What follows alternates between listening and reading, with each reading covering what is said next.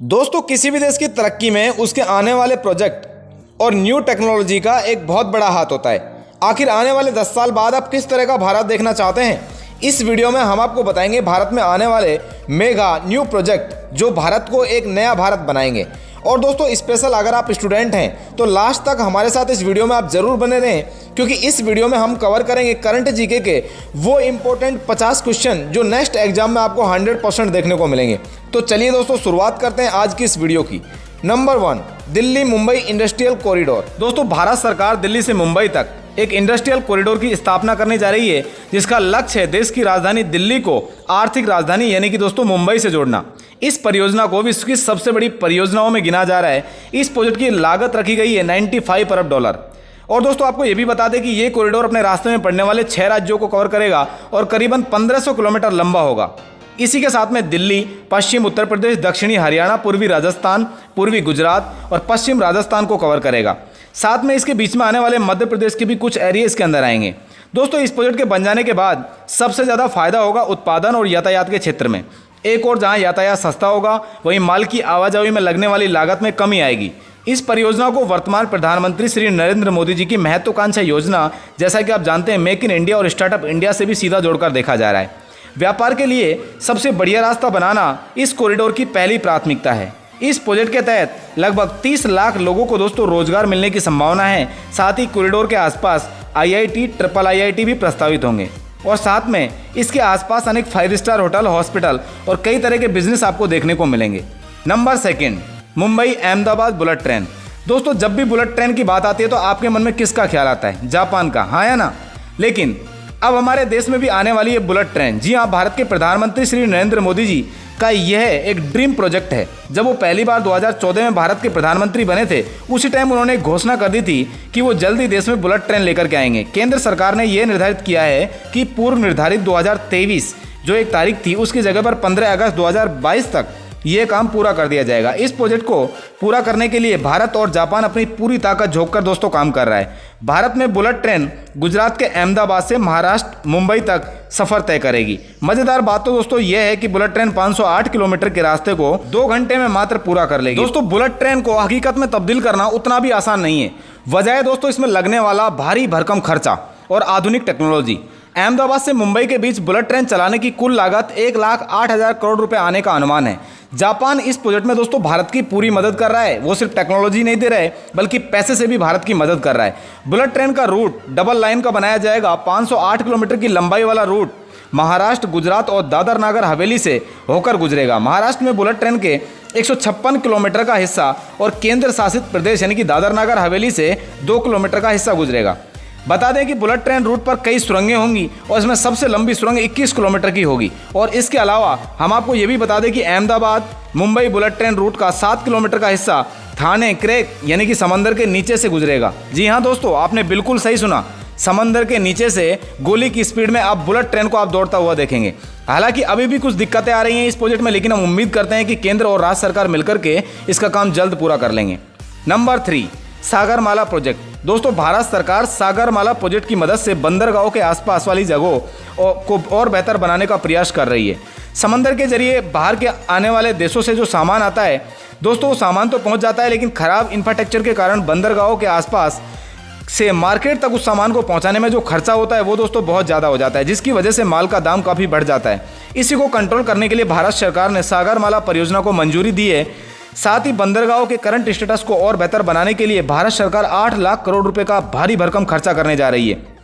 दोस्तों, इस प्रोजेक्ट के तहत देश के प्रमुख बंदरगाहों के साथ देश की लगभग 12 स्मार्ट सिटियों को भी जोड़ा जाएगा। दोस्तों, इस प्रोजेक्ट के कारण देश के करीब 1 करोड़ लोगों को डायरेक्ट और इनडायरेक्ट रूप से रोजगार तो मिलेगा ही।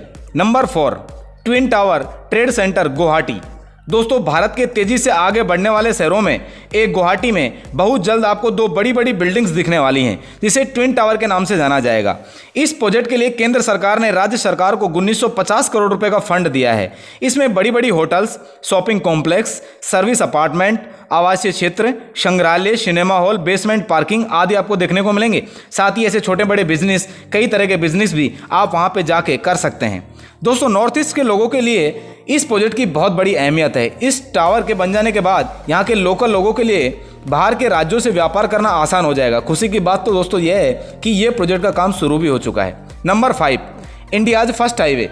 दोस्तों, आपने अभी तक भारत में इलेक्ट्रिक ट्रेन देखे होंगे, लेकिन अब समय आ गया है अपने ट्रांसपोर्ट को और भी अपडेट करने का। जी हाँ दोस्तों, इसी को देखते हुए भारत सरकार ने देश में इलेक्ट्रिक रोड हाईवे बनाने का प्रोजेक्ट पास कर दिया है। आपको बता दूं कि ये इलेक्ट्रिक हाईवे राजधानी दिल्ली से मुंबई के बीच में बनाया जाएगा। हालांकि ministerial of road transport of highway mister Nitin Gadkari ने यह बात साफ कर दी है कि पहले 10 किलोमीटर का सैंपल हाईवे तैयार किया जाएगा। दोस्तों, आपके मन में एक सवाल होगा कि आखिर ये ई हाईवे का मतलब क्या होता है। दोस्तों, रोड के ऊपर कुछ इलेक्ट्रिक वायर लगाए जाएंगे और ट्रक और बस के ऊपर कुछ एंटीना लगा होगा, जिसकी मदद से ये गाड़ियां हाईवे पर तेज रफ्तार से आपको दौड़ते हुए नजर आएंगी। दोस्तों, ई हाईवे का एक फ़ायदा ये भी होगा कि रोड पर चाहे कितनी भी गाड़ियाँ चलें, लेकिन इससे प्रदूषण बिल्कुल नहीं होगा। दोस्तों, आखिर जहर से जो हमको बचना है। नंबर 6, चार धाम हाईवे। दोस्तों, उत्तराखंड को देवभूमि कहा जाता है। यहाँ हर साल लाखों टूरिस्ट यहाँ के शानदार नज़ारों का लुत्फ उठाने और साथ साथ देवी देवताओं का दर्शन करने के लिए आते हैं। लेकिन ये सिर्फ दोस्तों गर्मी के मौसम में ही संभव हो पाता है। इसलिए भारत सरकार ने लोगों की भावनाओं को ध्यान में रखते हुए एक ऐसा हाईवे बनाने का फैसला लिया है जो कि उत्तराखंड में मौजूद चारों धामों को एक दूसरे से जोड़ेगा। परियोजना के तहत लगभग 10 से 15 मीटर चौड़े 2 लेन वाले राष्ट्रीय राजमार्ग बनाए जाएंगे। इसी परियोजना के अंतर्गत लगभग 900 किलोमीटर की सड़कों का निर्माण होगा। बता दें, इस प्रोजेक्ट के अंतर्गत बद्रीनाथ, केदारनाथ, चंपावत, पिथौरागढ़, गंगोत्री, यमुनोत्री ये सभी को जोड़ा जाएगा। मतलब अगर आप उत्तराखंड गए तो समझ लीजिए चारों धामों की यात्रा करके आ गए। Number 7, hyperloop transportation. जी हाँ गाइस, सही सुना आपने। अब भारत में हाइपरलूप ट्रांसपोर्टेशन का भी मजा लिया जा सकता है, लेकिन पहले आपको ये जानना जरूरी है कि हाइपरलूप ट्रांसपोर्टेशन होता क्या है।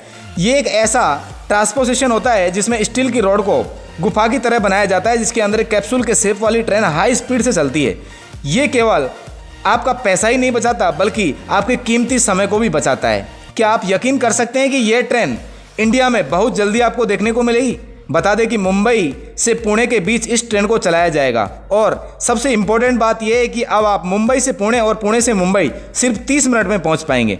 जी हाँ गाइस, बिल्कुल सही सुना आपने। आपको ओनली 30 मिनट में मुंबई से पुणे पहुंच सकते हैं। नंबर 8, शिव स्मारक मुंबई।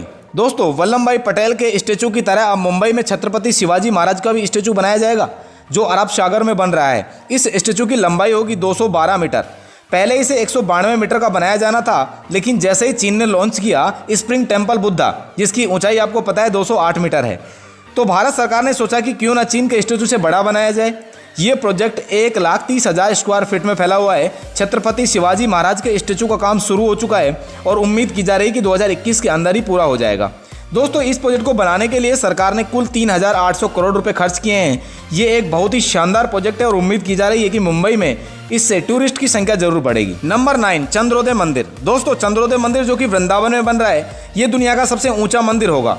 आपको जानकर हैरानी होगी कि इस मंदिर की हाइट 213 मीटर होगी और ये सिर्फ ऊंचाई नहीं बल्कि दुनिया का सबसे महंगा मंदिर भी होगा।